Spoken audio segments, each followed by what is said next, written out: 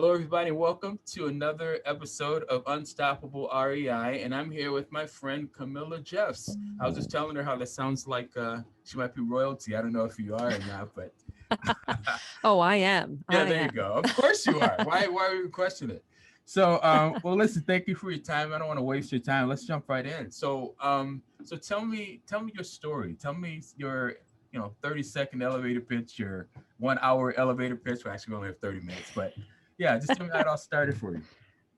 Yeah, I'll give you the condensed version. There you So go. started out investing in real estate kind of because I had to, because I couldn't Okay. afford anything else. And I know that sounds funny, Okay. but I was living in a garage apartment at the time Wow. and trying to figure out what to do next. And we had no money. Both my husband and I were in school full time and Okay. trying to work full time, and it was just a lot. And so we decided to buy a house, which is crazy. We had no money, but we bought a house anyway. Okay. And we bought one that had a basement apartment in it so we could rent Nice. it out. So we Okay. Was did that the house intentional? hacking That was strategy. intentional. Okay. All Yes. right. All right. Yes. It was intentional because we couldn't afford anything else. All right. All And right. so we did that. Then fast forward over the next 15 years, we did a bunch of real estate strategies, including live-in flips, regular flips, small multifamily. I launched a property management company in in, Wow. in that time, Okay. and then got burnt out and became a burnt out landlord because we were Okay. DIYing everything. So I was looking for a different way to invest, and that's when I found multifamily, syndications or group investing, Okay. and joined a passive investment. Loved it so much. I launched Steady Stream Investments Okay. to educate other passive investors how to get involved. And then I go out and I vet different teams and I join. And so I've done about 10 multifamily, 10 multifamily transactions in the last couple of years. So Nice, nice. Thus the sign in the background there.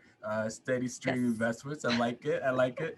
So the multi-stream is, what's interesting about, I'm not multi-stream, I'm saying multi-family. What's cool about that is that I've often told my kids that buying their first property, their first investment, instead of a single family house, should maybe be multi-family, and then they should maybe, you Yeah.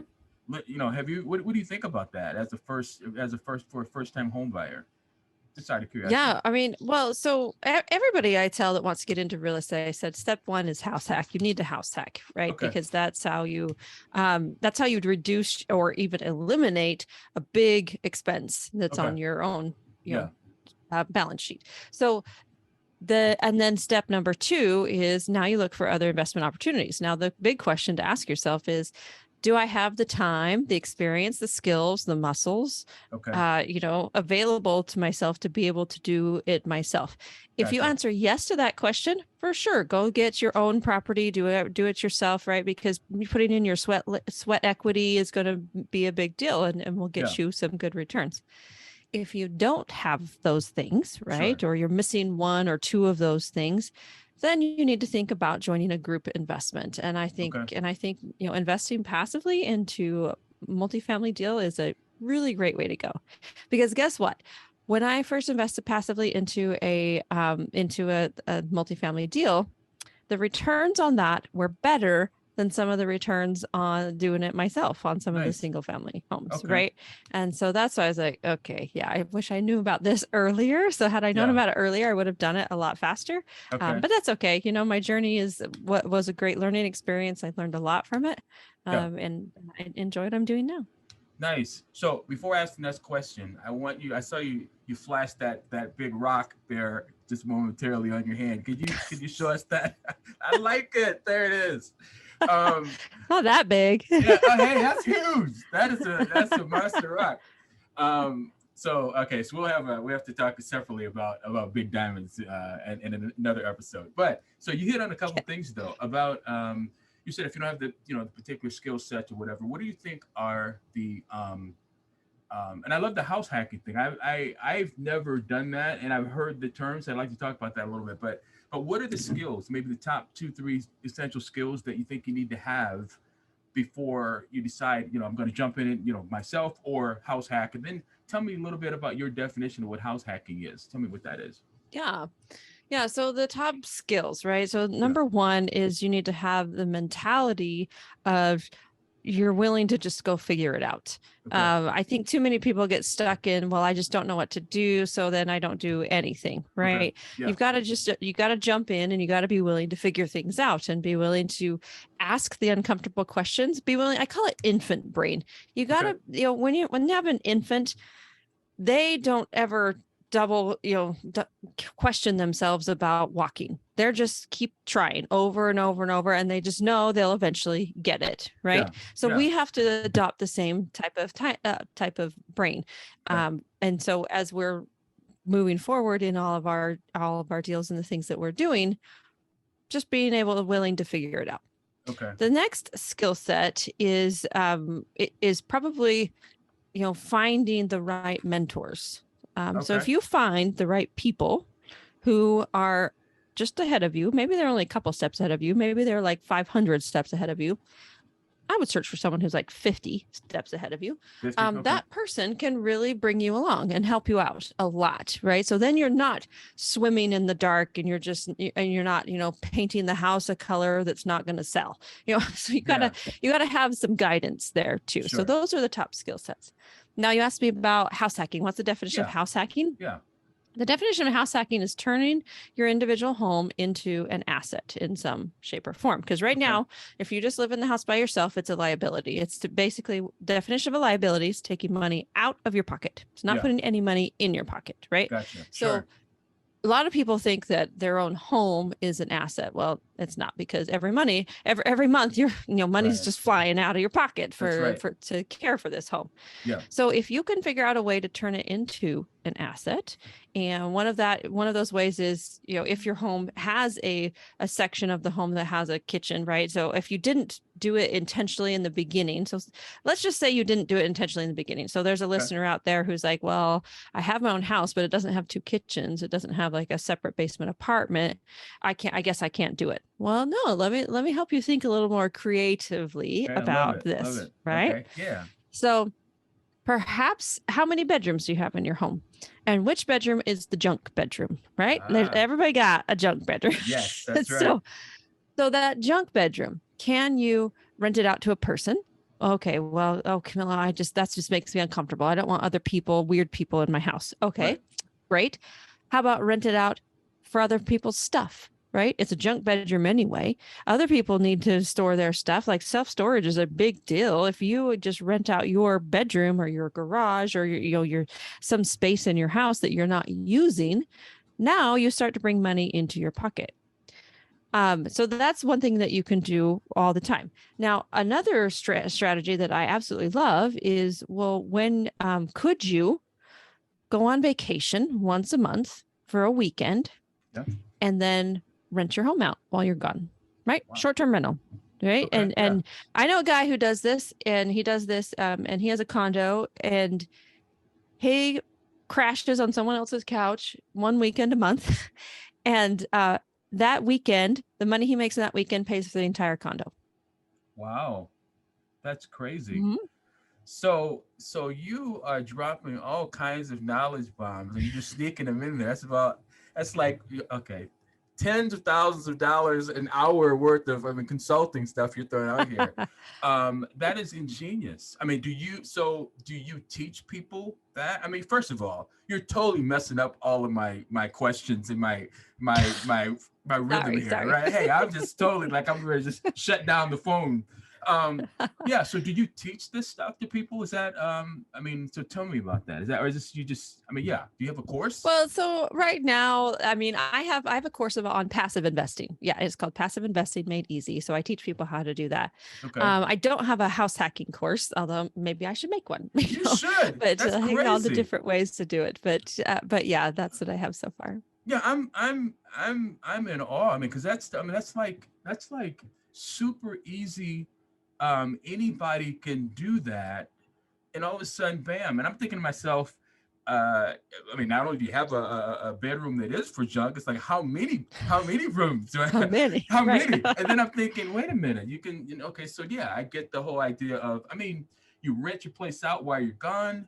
you rent somebody the room, or you rent the space to them to store. I mean, those are all brilliant ways to as like you said, Robert Kiyosaki talks about that. I mean, putting the money back Yeah. in your pocket. So using your house to put money back in your pocket, and that could easily help to cover, I mean, man, cover your payment, part of it or all of it, depending on how much your payment is and all that stuff. I mean, so that's brilliant.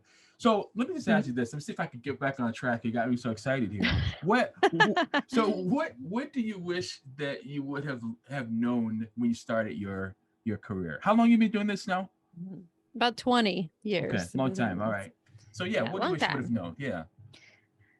So I wish, well, I wish I would have known about partnering. I guess I wish I would have been willing to partner earlier, Okay. because I was so stuck in the do it myself mindset. And then I Ah. also had a lot of trouble with scarcity mindset, Okay. just not having this abundance mindset that, we Yeah. can all work together and help each other. It was kind of a, well, if you take that property, then I don't get a property, right? Yeah. Which is totally false. Right. It's Right. not how the world works.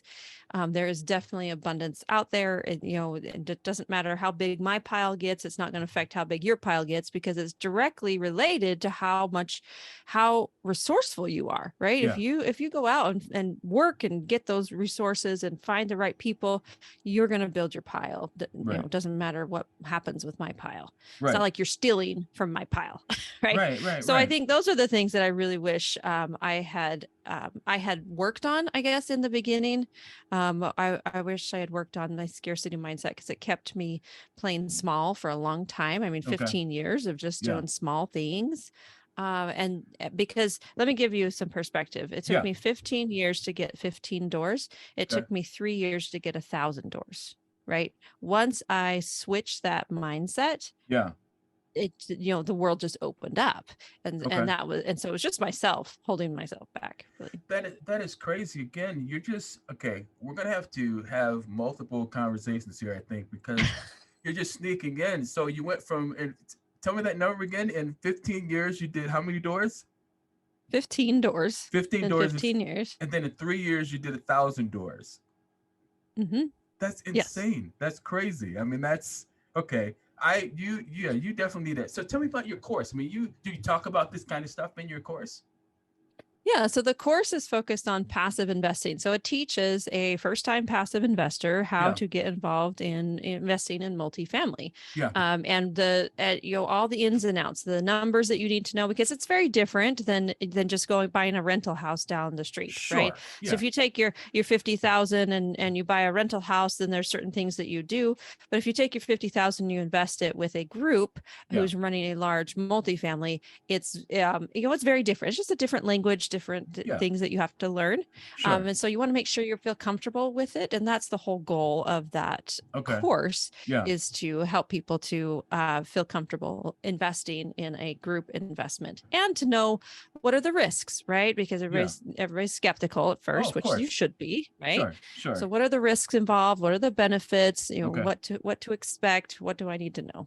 Okay. Yeah, that's a really smart way to be able to invest, I think. I mean, that's a really cool Mhm. thing. I love that.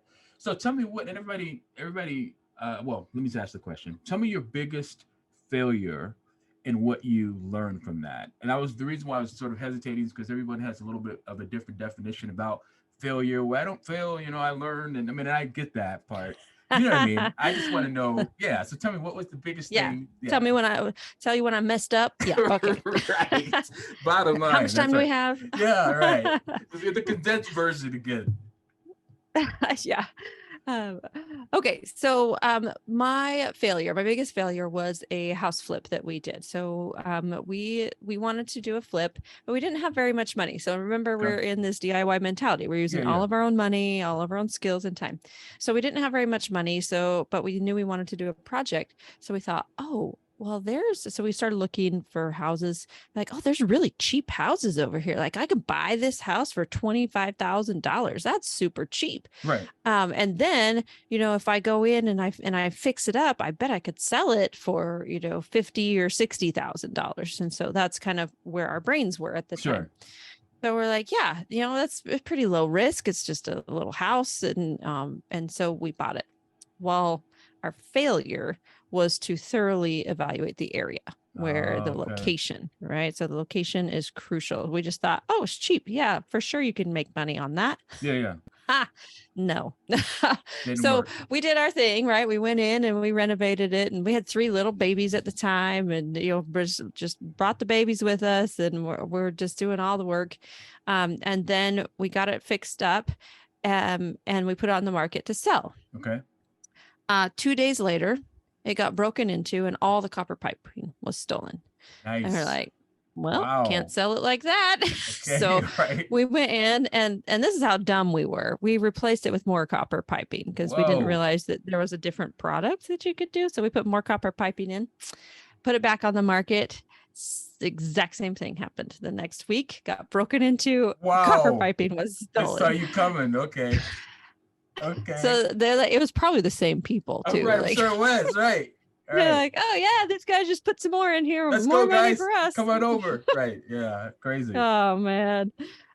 So anyway, we just had a really tough time selling. Nobody Mhm. wanted to buy it. Nobody wanted to buy it. We reduced the price, reduced the price, reduced the price. And finally we're to like where we don't make any money and still trying to sell it. And I just said, you know what, let's just rent it. Like this is ridiculous. I don't want to lose money Yeah. because Yeah. that was it's like an ego thing, Of right? Let's not course. lose money. Yeah. Let's, do something different. So then we rented out. Terrible tenants the first time, and they just trashed the house. And so we had to go back in and fix it back up.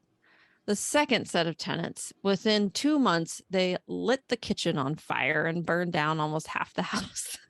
Wow. This is a movie. This is a I okay. Oh know, my I goodness. know, man. Wow. Have you ever seen that really old show, The Money Pit? Yes. Uh, yeah, that was That that. was My it. That husband was was just you. That like, was you guys. Okay. that was us. That was us. It was a complete money pit. It just drained us both, not only monetarily, but it drained us Emotionally. emotionally, Totally. right? And just the Yeah. stress about it.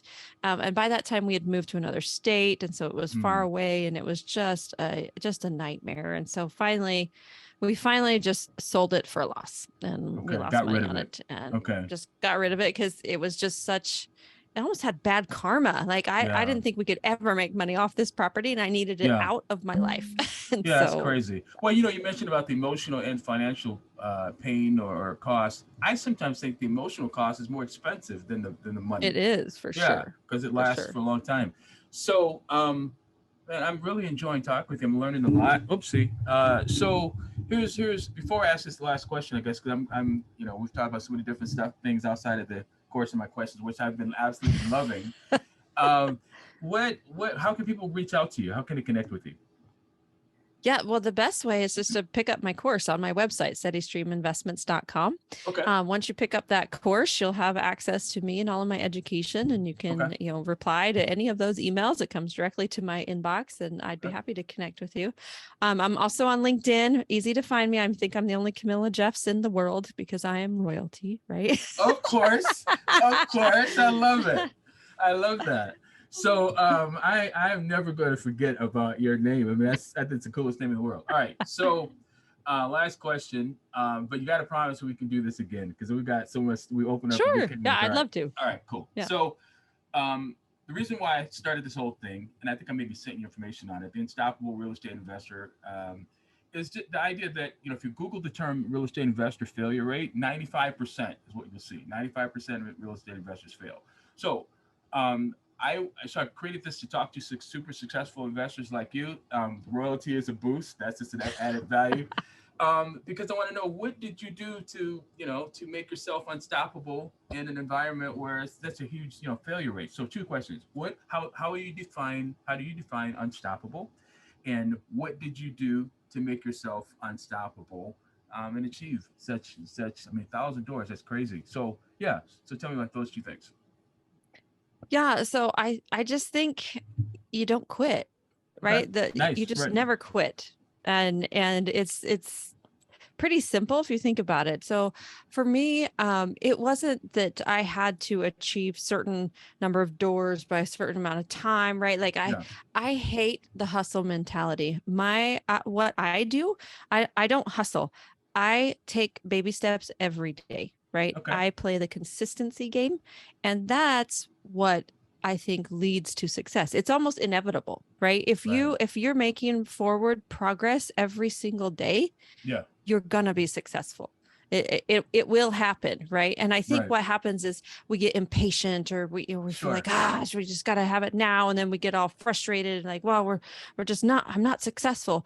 But really, if you are a little bit better today than you were yesterday, if you learned a little bit more today than you did yesterday, you are successful. And so I think you got to redefine the success in your life. Like, what you got to know what success looks like for you. So for me, at Yeah. the end of the day, if I've accomplished a bunch of things on my to-do list and I've moved my business forward in some shape or fashion, Yeah.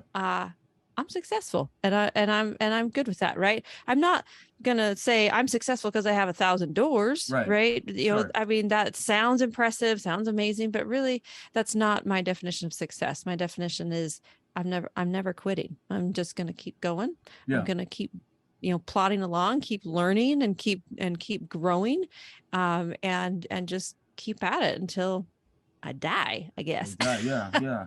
You know what I love about what you're saying about what you're doing is that first of all, the infant brain. I mean, your the Mhm. terminology and stuff. I mean, first of all, you make everything so simple and attainable. So like I can do that.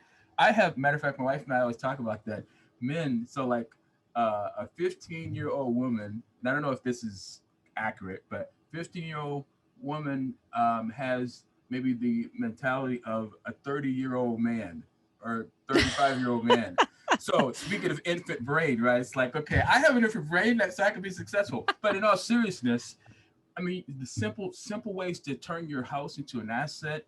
I love that definition of success and being unstoppable. So it's like just continue to take baby steps and don't quit, and you'll Yeah, eventually succeed. I mean, that's easier said than done, but it's, you know what I it mean. is. But it is simple. Absolutely. It's simple enough that even a guy my age can understand how to do that. Hey, honey, I can understand that. So listen, I enjoyed this so much. Man, we've laughed so much. I think this is fantastic. I've had a lot of fun, and that's great when I talk to people. Sometimes I ask people questions, and it's like crickets, and I'm like, okay, mental note: talk to people before we get on the actual Zoom call. But I think we have a lot more to say. You've certainly got a lot of knowledge.